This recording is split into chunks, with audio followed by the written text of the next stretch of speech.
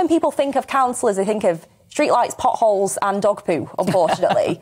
But it's so much more than that, isn't it? And to be honest, that would cover a lot of what we have to do. But yes, it does cover a lot of it, a lot more than that. So housing, kind of a lot of the time doing a lot of the work that the council hasn't done itself, and acting as an intermediary between the council and the people that we've been elected to represent.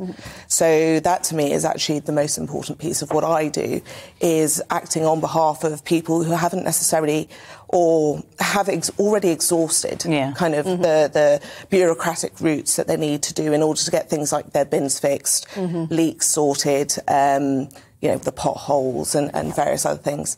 But there is a lot more to the role of a councillor that is probably a bit more political rather than just administrative. Well, because of course you are in opposition on Hounslow Council. So how do you find that when it comes to the sort of wider council policy? Must be frustrating at times. Extremely.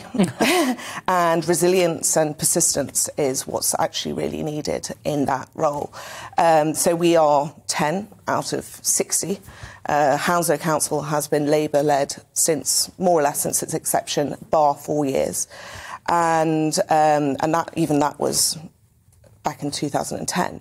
So there has, for me, I find the role really, really interesting because as an opposition, you're there to be that critical kind of like you can do better type person.